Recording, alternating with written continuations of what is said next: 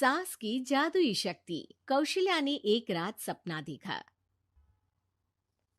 कौशल्या राजपूत, तुमने किए हैं जीवन में अच्छे अच्छे कर्म, इसलिए अब से जब तुम चाहो गायब हो सकती हो, जिसके लिए तुमको सिर्फ चुटकी बजानी होगी और चुटकी बजाते ही तुम गायब। बस एक बात का ध्यान रखना, जहां तुमने कोई गलत काम किया तुमसे ये शक्ति वापस ले ली जाएगी। कौशल्या की नींद टूट जाती है। ये कैसा सपना था? गायब हो जाऊंगी मतलब? हे भगवान, कंबल ओढ़ के सो जाती हूँ, सपना कंबल के अंदर नहीं घुस पाएगा। कौशल्या डर के मारे कंबल ओढ़ के सो जाती है। सुबह कौशल्या मंदिर जाने लगती है। अरे बहू, जल्दी चल, भिखारियों को खाना भी तो खिलाना है। हाँ माँ जी, अभी आई। आज तो खीर और पूरी बने हैं, सब खुश हो जाएंगे। दोनों सास बहू कार से खाने का सामान लेकर मंदिर पहुंचते हैं और भगवान की आराधना के बाद मंदिर के बाहर बैठे भिखारियों को खाना खिलाने लगते हैं। दीदी, आप हर हफ्ते आते हो, इतना सारा करते हो हम लोगों के लिए। मैं आपके लिए रोज अलग से दुआ मांगता हूँ। ये तो फर्ज है हमारा। दीदी, थोड़ी पैसों की मदद हो जाती तो अच्छा होता। बड़े चौराहे पे मेरी बीवी भीख मांगती है, उसका इलाज करवाना है, 100-200 रुपए लग जाएंगे। कौशल्या उसी वक्त भिखारी को 500 का नोट दे देती है और दोनों सास बहू वहां से लौटने लगती हैं। तभी कौशल्या को कोई शंका होती है। अब बहू रुक, तो मैं अभी आई। कौशल्या वापस वहीं जाती है तो देखती है कि भिखारी वहां है ही नहीं। कौशल्या को रात का सपना याद आता है। वो चुटकी बजा के गायब हो जाती है और सीधे भिखारी के पास पहुंचती है, पर भिखारी को वो दिखाई नहीं देती। कौशल्या देखती है कि भिखारी उन पैसों से शराब खरीद रहा है और कौशल्या उसे वहीं एक चाटा मारती है। अरे कौन है बे? एक और चाटा पड़ता है। अरे कौन है? कौन है? हिम्मत है तो सामने आओ। भिखारी को झूठ बोलने पर तड़ातड़ चांटे पड़ते हैं। वो वहां से भाग खड़ा होता है। कौशल्या चुटकी बजा के वापस बहू के पास आ जाती है और मन ही मन सोचती है, ऐसे तो मैं कितने गलत काम रोक सकती हूँ, कितनी ताकतवर हूँ मैं, किसी को पता भी नहीं चलेगा। सासू माँ, आप क्या सोच रही हो? अब कुछ नहीं, कुछ भी तो नहीं। ठीक है, मुझे ना थोड़े पैसों की जरूरत थी। मेरे कजिन भाई है ना, उनकी तबीयत थोड़ी इधर उधर हो रही है। वो तो खुद से नहीं कहेंगे कि पैसे दे दो, पर बहन होने के नाते मेरा तो फर्ज बनता है ना कि भाई की मदद करूं। अरे हाँ हाँ, ले जाना पैसे। पैसे इसीलिए तो कमाते हैं कि जरूरत में काम आ सके। घर पहुंच के कौशल्या अपनी बहू को 10,000 रुपए दे देती है। कब जाएगी तुम मायके? कल शाम की ट्रेन है। दोनों काम में लग जाती हैं। तभी काम वाली दीदी वहां आती है। आज ना मैं आप लोगों के लिए पनीर बनाऊंगी। ठीक है, मंगवा लेती हूँ पनीर।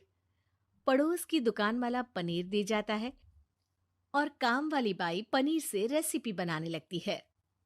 आज अपनी सुपर पावर काम वाली बाई पे ट्राई करती हूँ, देखूं तो सही किचन में करती क्या है ये। सास चुटकी बजा के गायब हो जाती है और किचन में पहुंचती है। बाई को खबर भी नहीं है कि कौशल्या भी किचन में ही है। आज तो मैं भी पनीर की सब्जी बनाऊंगी रात को अपने घर, और थोड़ा सा घी भी रख लेती हूँ। वैसे भी कौशल्या बुढ़िया खा खा के मोटी हो गई है। कौशल्या बाई की चोरी पकड़ लेती है और गुस्से में बाई की चोटी ऊपर उठा देती है। बाई को समझ भी नहीं आता कि उसकी चोटी खड़ी कैसे होगी। वो डर के मारे चीख पड़ती है। बहू भागते हुए किचन में आती है। अरे क्या हुआ? ये तुम्हारी चोटी खड़ी कैसे है? करंट लग गया है क्या? पता नहीं, शायद किचन में ना भूत है। बाई वहां से भाग खड़ी होती है और कौशल्या चुटकी बजा के अपने कमरे में टीवी देखने लगती है। बहू वहां जाती है। माँ जी, किचन में ना भूत है, बाई भाग गई। अरे भागने देना, भूत का तो पता नहीं, किचन में चोर जरूर था और वो थी अपनी काम वाली। अच्छा हुआ चली गई। बहू को कुछ समझ नहीं आया। उसने किचन में जो देखा उसके सदमे में जो थी वो अभी तक। अगले दिन बहू अपने मायके के लिए निकल जाती है। कहीं भिखारी और काम वाली की तरह बहू भी तो मुझे धोखा नहीं दे रही। अरे कहीं वो पैसे ले जाके शॉपिंग तो नहीं करने वाली ना। अभी पता लगाती हूँ। मुझसे कुछ छिपा है भला। जैसे भगवान सब देख रहा है वैसे ही मैं भी सब देख रही हूँ। सास को अपनी शक्ति पर घमंड आ गया था। वो अब अच्छे काम करने की जगह अपनी शक्ति का इस्तेमाल खुद का शक मिटाने के लिए कर रही थी। वो चुटकी बजाती ही बहू के मायके चली जाती है। भैया, आपने बताया क्यों नहीं कि इतनी तबीयत खराब है? अरे तेरी सास बूढ़ी हो गई है, इतना भला काम करती है, उनकी मदद कौन करता है? यहाँ तो और भी लोग हैं ना। भैया, मेरे पास कुछ पैसे हैं, आप दूसरे डॉक्टर को दिखा दीजिए ना। अरे मुझे लगता है कि मेरा टाइम आ गया है, मुझे जाना होगा। कमरे में भाई की आत्मा को लेने यमदूत आ चुके थे। कौशल्या भले ही किसी को नहीं दिख रही थी, पर यमदूत ने उसे देख लिया।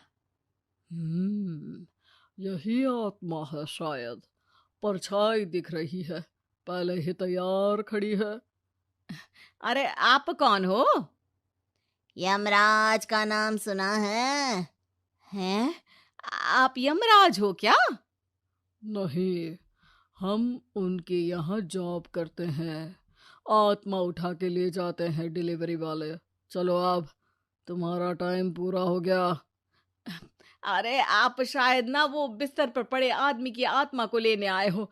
मैं तो बस यहाँ देखने आई थी कि मेरी बहू कहीं मुझसे पैसे लेकर शॉपिंग करने तो नहीं चली गई ना। मतलब तुम्हारे पास शक्ति है गायब होने वाली? हाँ।